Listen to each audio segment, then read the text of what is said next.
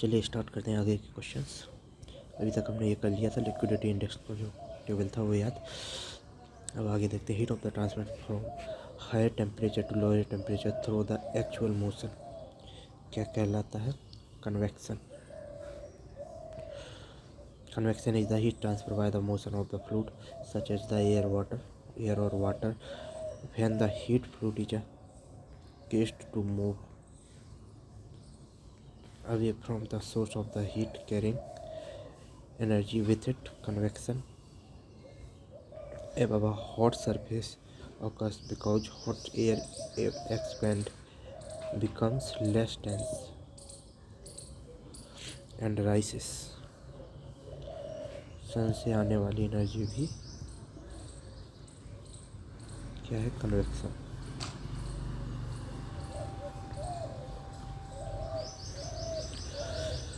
What will be the theoretical maximum capacity of the nearest 10 unit of the single lane highway given by the speed of the इतना? तो maximum capacity का formula क्या होता है? C बराबर 1000 V upon S. S का formula 2 होता है 0.7 स्मॉल वी में और 0.2 कैपिटल 2 है या 6 है कैपिटल वी आई थिंक 2 है प्लस जो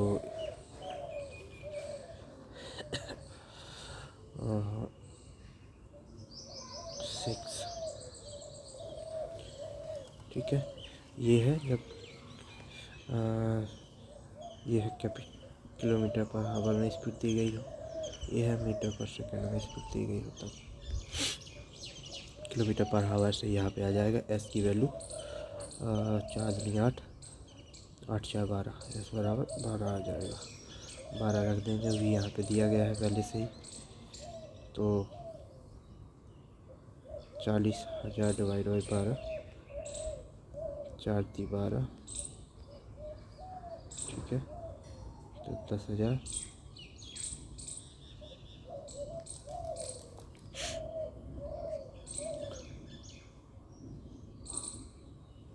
कुछ और गड़बड़ है। 4 दूनी 8, 8 4, 8 6 14 होता है यहाँ पे, सॉरी 14, यहाँ पे 14 आएगा।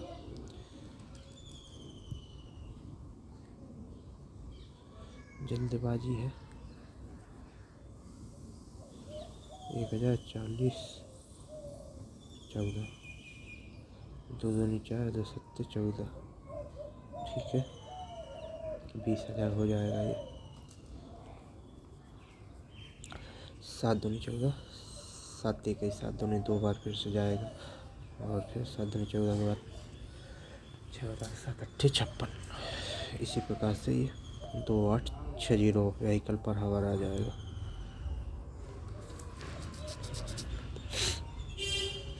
अगला क्वेश्चन यहाँ पे देखते हैं प्रिज्मेटिक कंपास और सर्वियर कंपास में अंतर।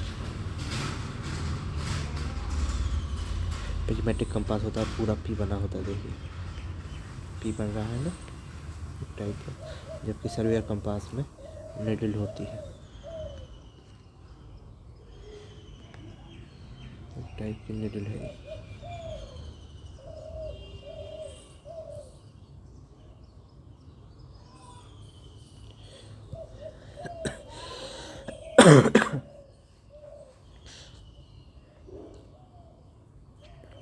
प्राइमरी कंपास में होल सर्किल होती है 0 से लेके 90, 180 और 270। इसमें 90 डिग्री वाली सर्किल होती है कि 0 से 9, 0 डिग्री, 90 डिग्री, फिर 0 डिग्री, फिर 90 डिग्री, और साउथ पे 0 डिग्री होता है। तो यहाँ पे देखते हैं मेन चीज़ें। Prismatic compass is a navigation and surveying instrument which is extensively used to find out the bearing of the traversing. It is most convenient and portable of the magnetic compass that can be used as a hand instrument or fitted on the tripod. The graduated circle of a prismatic, पूरे circle graduated होता है ये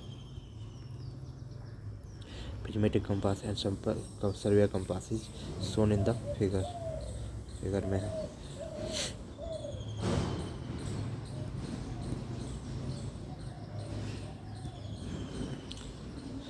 Zero from observation, the zero of a graduated circle is marked at the south end for the prismatic compass। जो south and होगा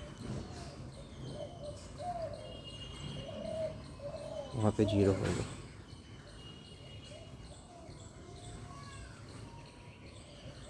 ठीक है,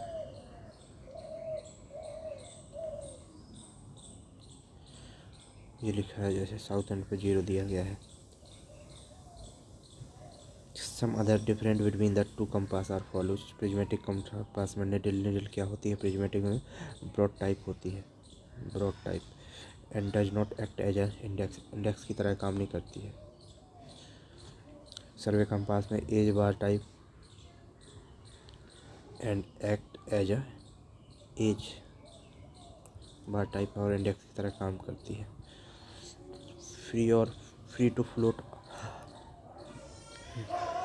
scale जो होता है ना, साइड वाला पूरा स्केल दिया जाता है इधर, और free to float along with the broad type magnetic needle जो दी गई है ये इसके साथ में पूरा घूमती है।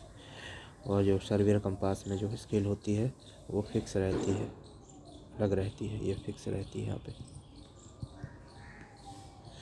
बियरिंग होल सर्किल बियरिंग किसमें प्रिज्मेटिक कंपास में होती है, क्वाड्रेटिक में सर्वियर कंपास में होता है, क्योंकि यहाँ पे 0, 90, 180, 270 ये 360 हो जाएगा। 0, 90, 0, 90।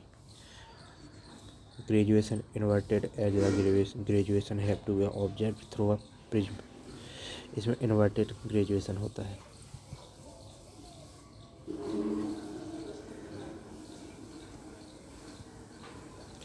इसको प्रिज्म से देखने पर सीधा दिखता है, और इसमें डायरेक्ट बियरिंग होती है, सीधी होती है। Sighting and reading can be done simultaneously. Sighting और रीडिंग दोनों एक साथ किया जा सकता है। Sighting to be done first and then the surveyor can be read the northern end of the needle. इसमें दोनों एक साथ होती हैं, जबकि इसमें अलग से करनी पड़ती है। ट्राइपॉड इसके लिए ज़रूरत नहीं पड़ती है प्रिज्मेटिक के लिए, जबकि सर्वियर कंपास के लिए ज़रूरत पड़ती है, एसेंशियल होता है।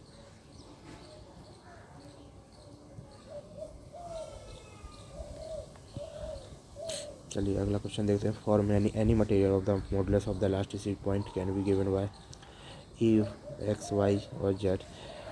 विच of the following properties is true for a homogeneous material. Homogeneous material में क्या होता है, डायरेक्शन, हर एक दिशा में, हर एक डायरेक्शन में प्रॉपर्टी सेम नहीं होगी।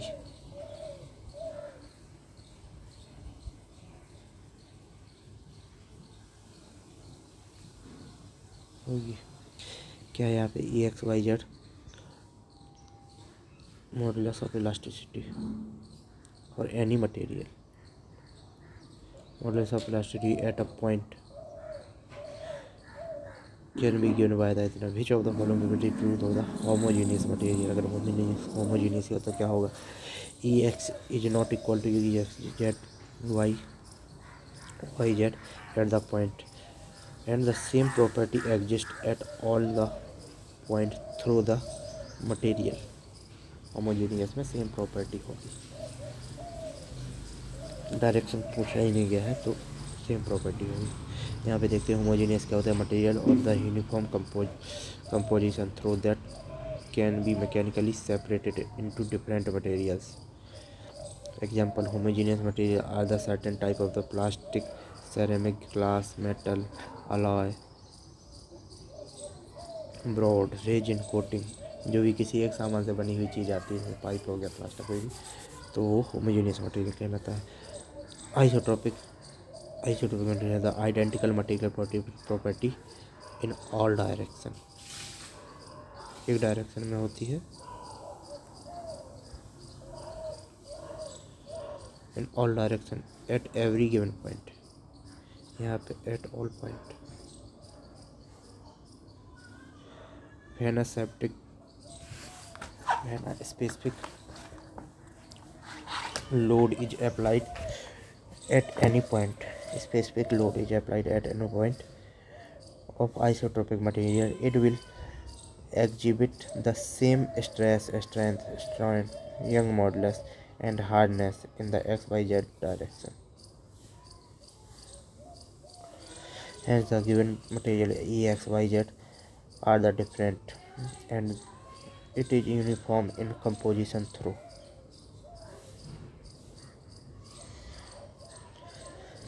सेम प्रॉपर्टी होती है ये तो ठीक है, होमोजेनियस के लिए other point two the material, other point through the material.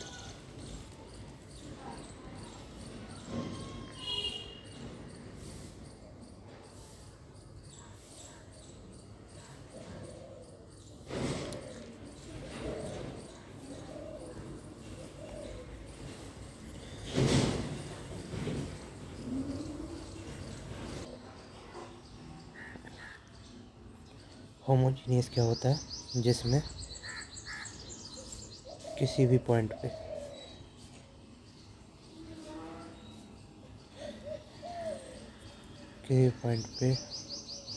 Same direction में देखने पर सेम प्रॉपर्टी होती है, डायरेक्शन सेम होती है, ठीक है।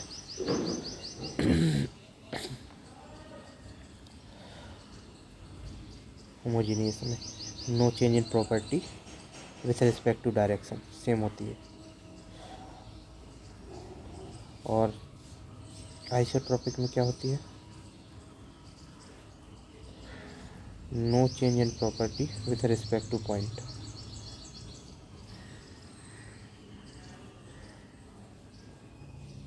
या same property with respect to point. IP address से याद रखेंगे, आईपी एचडी, एचडी क्वालिटी में आईपी एड्रेस। और एक होता है कि होमोजीनियस एंड आइसोट्रोपिक मटेरियल, दोनों टाइप के, तो E1 E2 E3, तो ये क्या कहलाते हैं, इसमें ऑल डायरेक्शन में एनी पॉइंट पर सेम होती हैं सारी प्रॉपर्टी, होमोजीनियस एंड आइसोट्रोपिक कहते हैं इसको, ठीक है।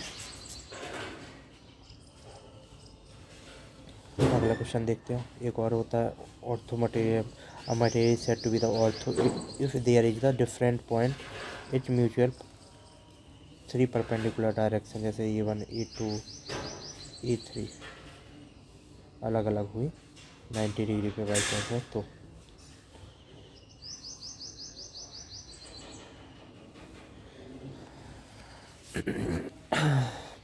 ये यहाँ पे क्या लिखा था क्वेश्चन में, होमोजीनियस के लिए क्या होना चाहिए, तो EXYZ तीनों अलग हुए अर्थात बराबर नहीं है eight a point and same property exist, same होते हैं डायरेक्शन में है at all point through the material, ठीक है। यहाँ पे चेंज हो गया है अलग, दूसरे पे यहाँ पे 1 था 1 था 1 था 2 2 2 आइसोट्रोपिक के लिए।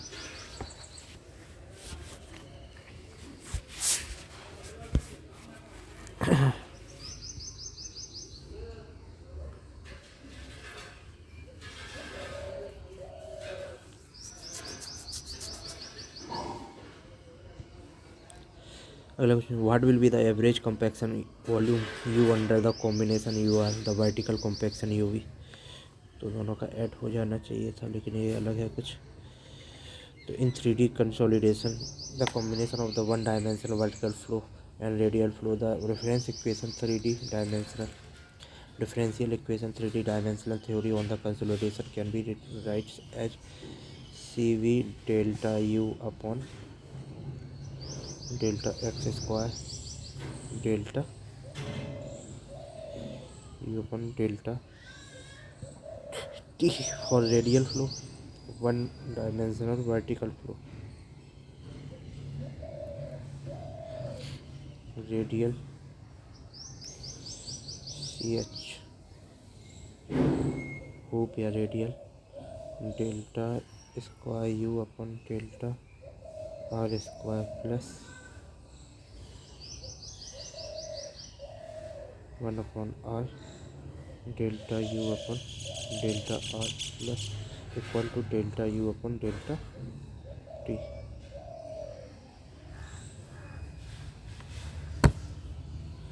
जेड स्क्वायर है ये।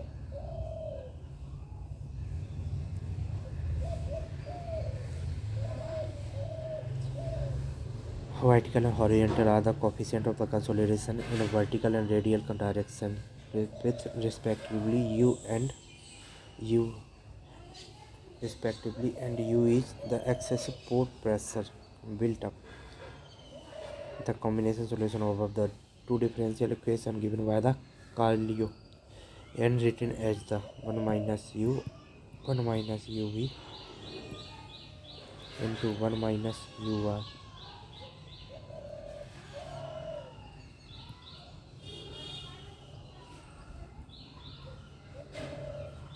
Okay, U is the degree of the consolidation for three-dimensional flow.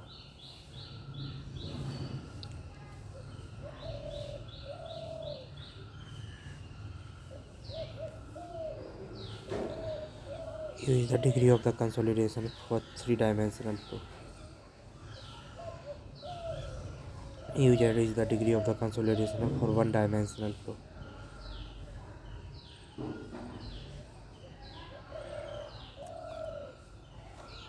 UR degree of the consolidation for radial flow. तो इसका क्या इक्वेशन बनती है 1 minus U equal to 1 minus UR into 1 minus UV।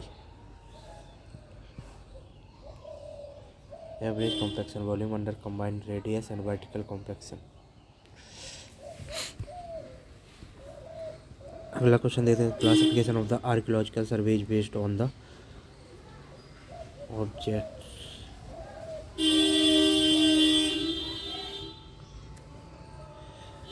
Classification based on the method type के तो triangulation हो गया, traversing, open and close, दो टाइप के ये भी होते हैं।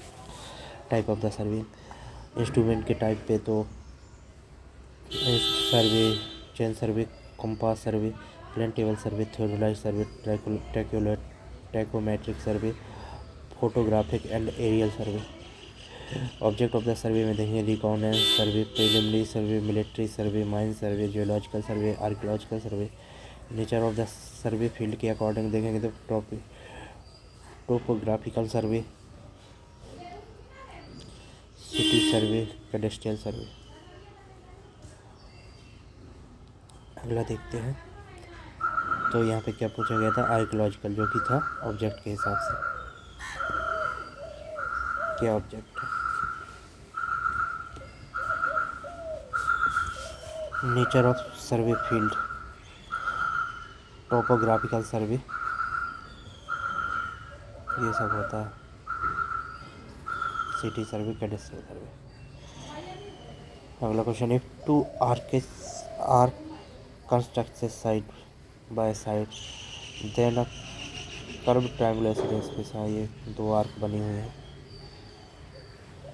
कर्व ट्रायंगुलर स्पेस में छोड़ा जाता है। क्या बोलते हैं इसको? स्पैंड्रेल बोलते हैं।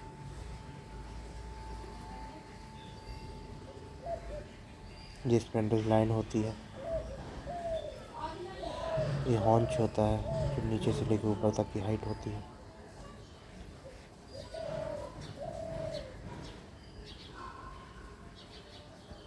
हॉन्च, स्क्यू बैक, जो कि यहाँ पे एक पत्थर लगा होता है।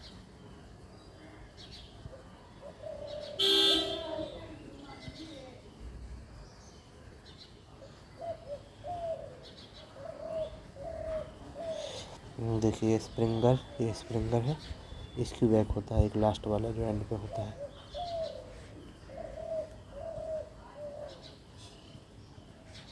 जबकि ये स्ट्रिंगर होंगे।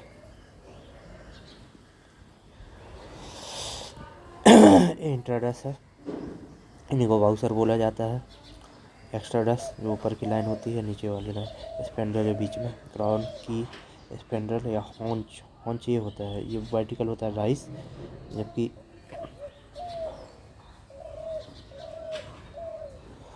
Lower half of the arc between the crown and screw back is, आधा भाग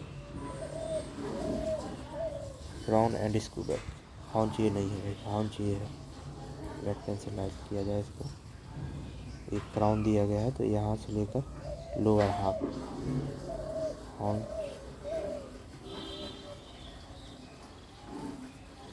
to the screw back,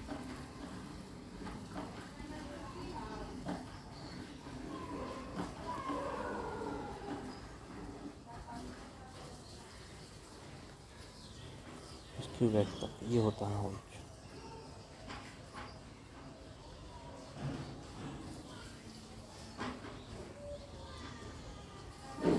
Lower half of the arch between the crown and screw back is called haunch.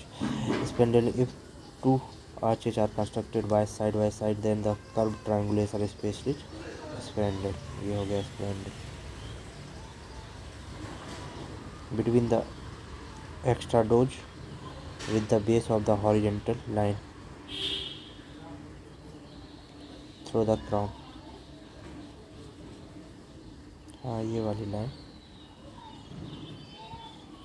पूरा spandrel हो जाएगा। This space is called spandrel. Springer line क्या होती है? The imaginary line joining the springing point either end of the springing line. Spandrel line थी वो springing line थी, springing line थी, स्प्रिंगिंग लाइन ये नहीं होती है, गलत हो गया, ये होती है the imaginary line joining springing point. ये स्प्रिंगर होता है, इसी का ये होता है स्प्रिंगिंग पॉइंट, यहाँ के अंदर स्प्रिंगिंग लाइन ये हो गई। स्पैन जो होता है इसी को स्प्रिंगिंग लाइन बोलते हैं।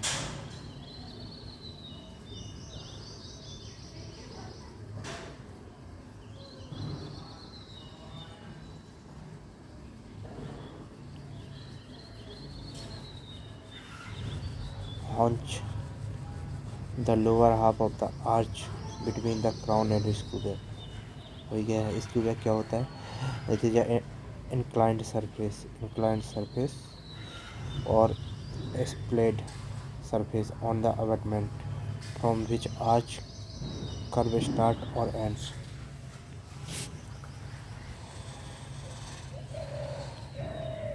अगला क्वेश्चन देखते हैं। Which of the following is the correct one as पर द रिटेरेशन मेथड?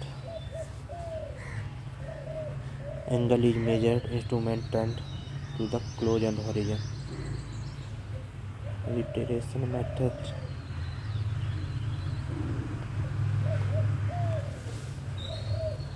तो पढ़ा ही नहीं, रिटेरेशन क्या होता है। It is also called the direction method and method of the series. Method of the reiteration for measurement of the horizontal angle is usually adopted in case of the several angles well distributed point. Objects are to be measured from the same instrument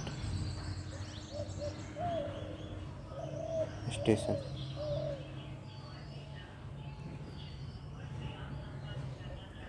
with high precision. Measure of reiteration high precision के साथ एक ही जगह रखे हुए station से एक ही station से well distributed point को हॉरिजॉन्टल एंगल लेने की ये रिटेरेशन मेथड का यूज किया जाता है। This method angles are measured successively starting from a point termed as an initial station. The angle between the terminating station and initial station is last observation during a set of the measurement of the horizontal angle by the method of the reiteration. This process of measurement the angle at an instrument station around the point is to be obtained a check or their sum being equal to 360 degree. and is called closing the horizon. When the horizon is closed, the final reading, the vernier should be the same as initial reading if there is no discrepancy. Dipre- discrepancy.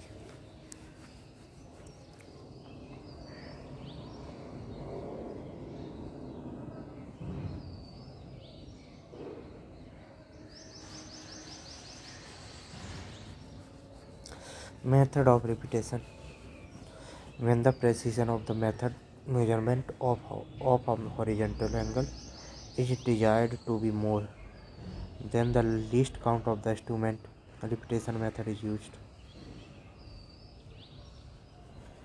Precision of the method of the horizontal angle is desired to be more than the least count of the instrument, repetition method is used.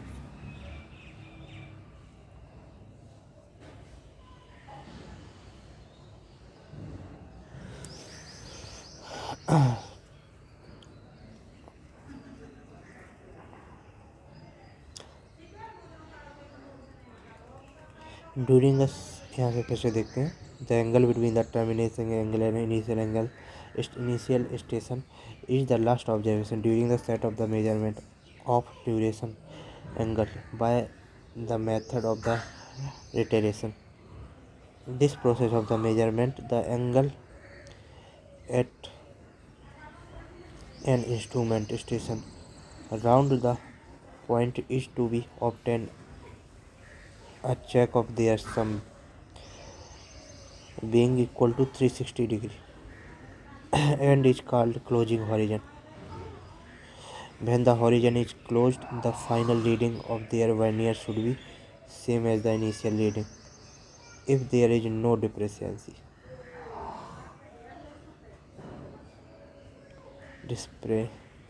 Discrepancy.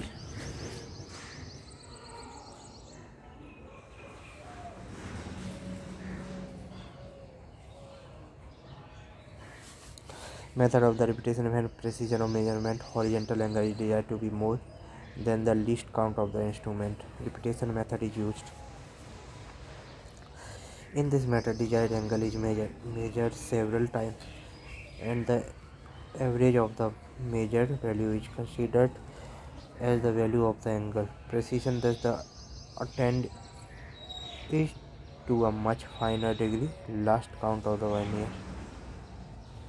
भाई मेरे को थोड़ा ये कम समझ में आ रहा है, मुझे पढ़ना पड़ेगा इसके बारे में। यहाँ पे हम सीधे आंसर रख लेते हैं। एज पर the reiteration method the angle is measured and instrument turn to close the horizon.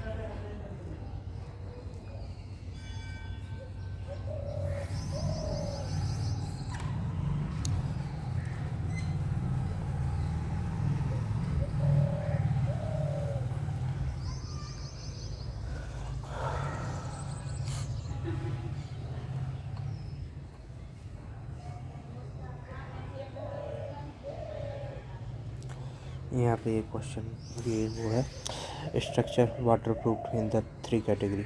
Water proof in 3 category. Type A barrier protection, type B structure integrated protection, type C drain protection.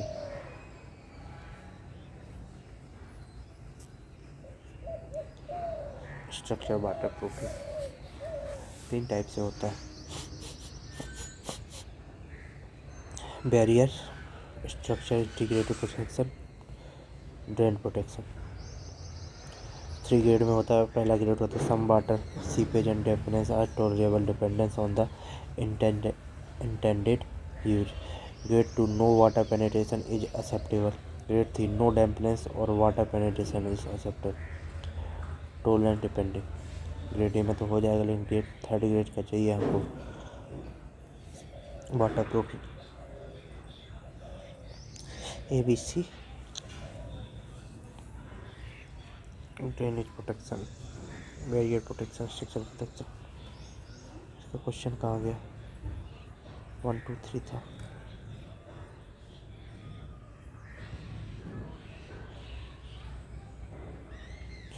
Positive side applied water proofing and external water proofing system. A waterproofing system that installs the exterior face below the ground structure. A suitable designed position.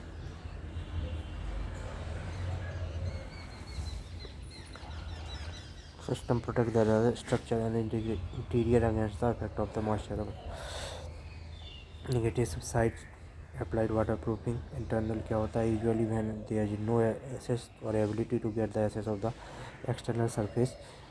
And here continuity is not possible, and internal negative side system is often reliant on the ability of those surface of the accept of the waterproofing treatment. A general rule of the thumb is that an internally applied system is as good as the sum of the integrity of the structure and the penetration is undertaken. Negative side waterproofing is some instant stress has the capability of the dealing with the incredible 13 bar pressure. This equal to a just over 130 meter head of the water. Integral waterproofing type B structure. Integral water protection is a comprised of the admixture and incorporated into the concrete mixture. Type B में जाता है, जैसे बन रहा structure उसी time पे water proofing किया गया है तो वो इंटीग्रल में आ जाएगा. Mixture during the initial pour and are not usually seen as the positive and negative side waterproofing solution.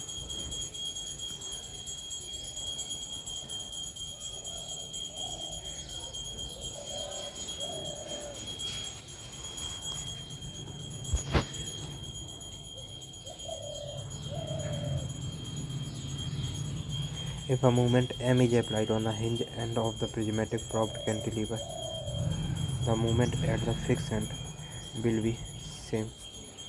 No, M by 2. Hinge end है.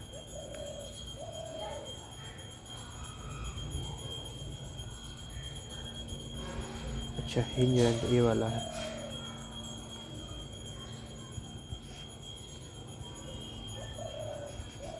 M by 2 हो जाएगा क्योंकि at the fixed end will be fixed end.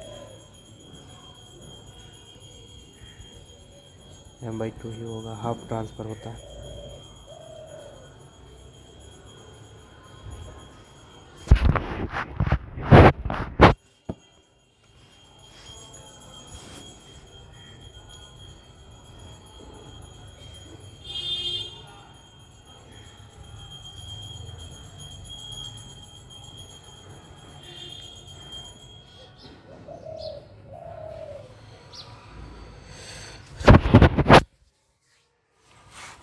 यहाँ पे देख सकते हैं movement reaction. अगर एक क्लॉक एंटी क्लॉकवाइज डायरेक्शन लगाए तो आर बी आएगी.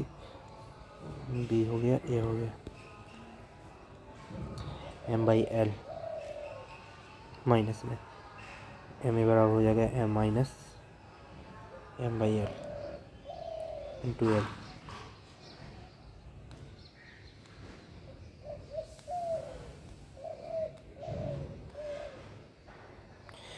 Carry over moment C O M is equal to 0. लेकिन when the fix far is तो carry over is direct M minus में. लेकिन अगर यहाँ पे प्रॉप्ट कैंटिलीवर हिंज अप्लाई कर दिया जाएगा तो ये हाफ हो जाएगा. R B is equal to the 1.5 M by L.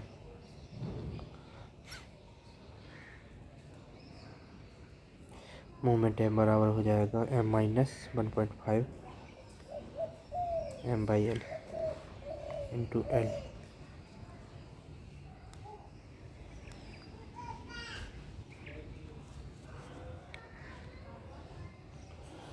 Minus M by 2. अगला क्वेश्चन देखते हैं. The length of the chain measured along a slope is. तो मैंने क्या गलती की थी इसमें? सही था ना ये तो? हाँ सही है. अटेंड ही नहीं किया था ये जल्दबाजी में. The length of a chain line measured along a slope is 350 meter. If slope ground is 5 degree horizontal distance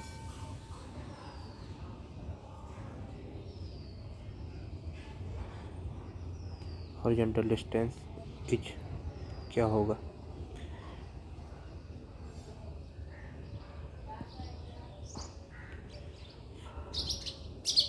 formula लग जाएगा जो कि होगा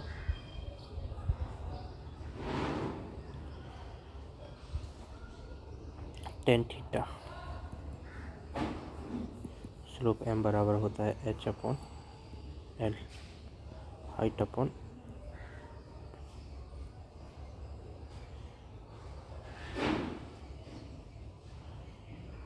l, तो यही होगी ना।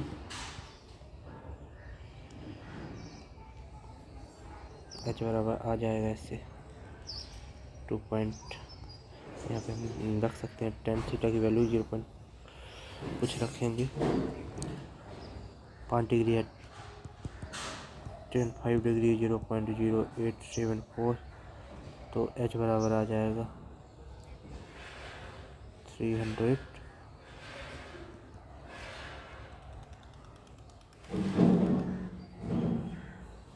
0.874 26.26. We know slope correction is given by the slope correction h square upon 2l minus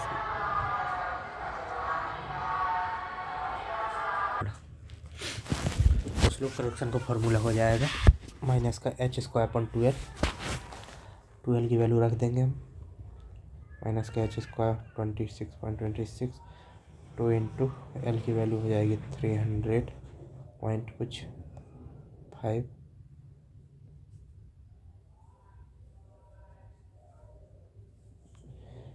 cut कर देंगे तो हमारा स्लोप करेक्शन आएगा माइनस में 1.147 आएगा मीटर में। Horizontal distance is equal to length measured along slope minus correction plus minus correction, तो ये 300 माइनस 0.5 माइनस 1.147 हो जाएगा 299.356।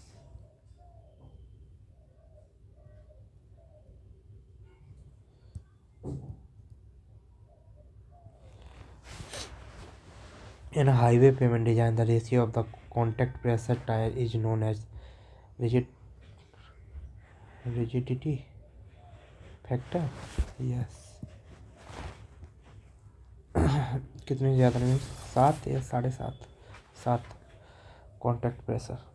रिजिडिटी फैक्टर कब होगा? जब कॉन्टैक्ट प्रेशर 7 हो और टायर प्रेशर 7 हो, और कॉन्टैक्ट प्रेशर 7 से ज़्यादा हो गया और टायर प्रेशर 7 से कम हुआ तो रिजिडिटी फैक्टर क्या हो जाएगा? ज़्यादा। तो और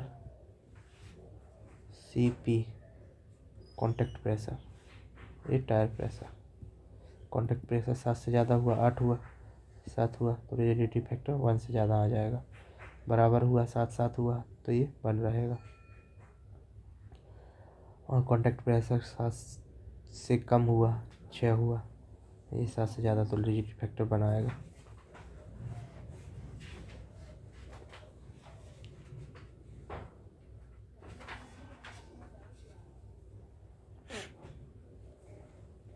contact pressure is equal to load on wheel और contact area.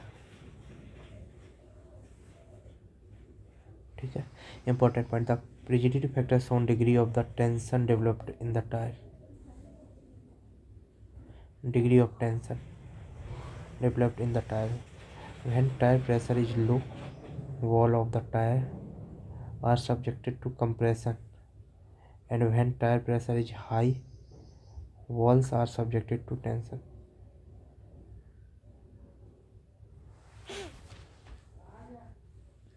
When tire pressure is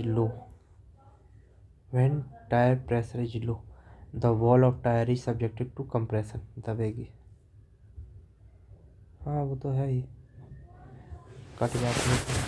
और then tire pressure is high, wall are subjected to tension pressure होता है गुब्बारे की तरह। Tyre pressure is affected in surface layer while contact pressure is effective through the thickness of the pavement. Thickness of the pavement is affected by the contact pressure, not by the pressure contact not by the pressure, but contact pressure dependent on the tyre pressure. हाँ, क्योंकि tyre pressure जितना होगा उस हिसाब से वो contact करेगा। For 1 cubic meter RCC approximate quantity steel taken as 1 cubic meter के लिए कितना होगा, परसेंटेज में लेते हैं ना। स्टील क्वांटिटी 0.4, वो 1 से 2% लेते हैं। कॉलम वॉलम में होता है। Thumb rule for the steel of the general RCC structure 1 to 4%। Volume of the concrete. Thumb rule of the column के लिए 2 से 4%। और थंब रूल स्टील बीम के लिए 1 to 2। बीम पूछा गया था, सॉरी, यहाँ पे बीम के लिए 1 से 2%, किसी में 1 से 4%, कॉलम में 2 से 4। यहाँ पे बनाना पड़ेगा अच्छे से।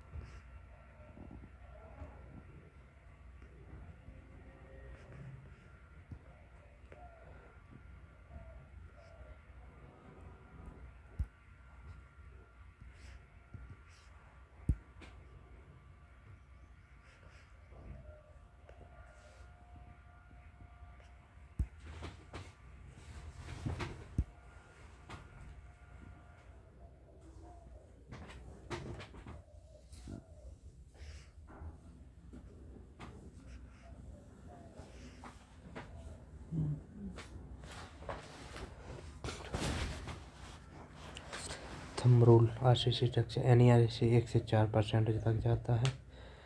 और थंब रूल पर स्टील कॉलम के लिए 2 से 4%।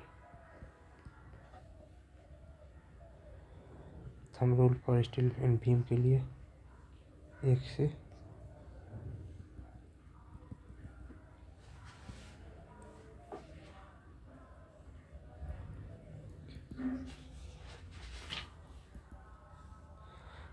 2%। फुटिंग के लिए 0.5 से लेके 1%। Thumb rule for steel slab के लिए 1 से 1.5%।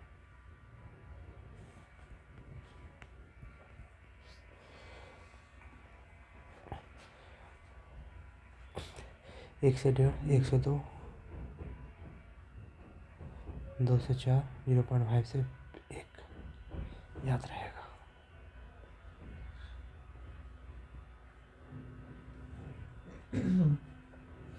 Quantity of steel required for the 1 cubic meter beam is 1 से 2%। Minimum quantity of the required 1 meter cube concrete beam is 1%। Now 1% of 1 cubic meter is 0.01 meter cube। Oh my God, ऐसा कुछ तो हम बता ही ना पाते। हाँ, बता देते 1% डिवाइड बाई 100 कर देते। And we know the 1 cubic meter 1 meter cube steel weight is इतना। So weight of the 1 cubic meter steel is, इसका भी हाफ डिवाइड मल्टीप्लाई कर देते हैं इसका, तो 78 किलो लगता है कम से कम। Minimum quantity of the steel required for the 1 cubic meter concrete is 50 kilogram.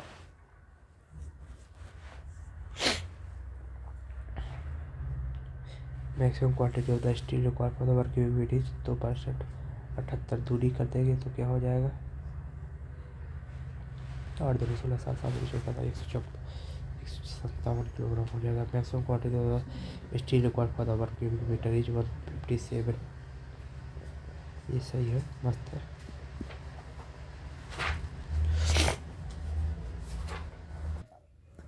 चलो, तो ये इस हिसाब से हमको याद रखना है। स्लैब में 1 से 1.5%, बीम में 1 से 2%, कॉलम में 2 से 4% और फाउंडेशन में 0.5 से लेकर 1% तक हम स्टील को रखते हैं। ओके, हो ही गया है क्वेश्चन। अगला देखते हैं। Site of the cohesive fill needs to be compacted by the mechanical beam which rolls are suitable for the work. Mechanically suitable for this work. Sheep foot roller cohesive fill हुआ है तो उसके लिए हमें कौन सा रोलर यूज करना पड़ेगा? सी foot.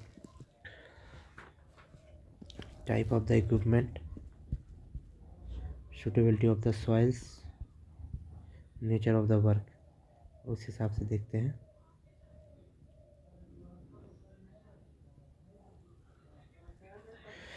It often got by the using a vibrating or non-vibrating steel drum roller, a pneumatic tire roller, and grid or cleated roller or 3-foot roller. Different compaction equipment हो जाएगा। Raymer या tempers all soil के लिए होता है। In confined area such as fills behind retaining walls, basement walls, ETC trench, हर जगह use किया जाता है ये ज़्यादातर जहाँ पे फिलिंग की गई है। Smooth wheels roller crushed rock के लिए, ठीक है ना। पता चले आपने मतलब स्मूथ भी था ना तो एक टाइप का वो कूदता चला जाएगा। अगर आपने ऐसे जो सी फुट टाइप का दे दिया तो पता चले इसमें पत्थर फंस गया, फिर वो स्मूथ हो ही जाएगा ऑटोमेटिक। इसीलिए क्रश्ड रॉक हो गया, ग्रेवल सैंड वगैरह पे जो है ना रोड कंस्ट्रक्शन के टाइम में हम स्मूथ व्हील रोलर को यूज करते हैं, देखा भी होगा। सी फुट रोलर क्लेई सॉइल पे वो यूज होता है for core of earth dams, earthen dam वगैरह बनता है यहाँ पे तो उसके कोर बनाने के लिए सी फुट रोलर, ताकि कॉम्पैक्टनेस कोहेसिवनेस अच्छे से कॉम्पैक्ट हो सके। तो cohesive need to compacted mechanically means by the roller is suitable for sheep foot.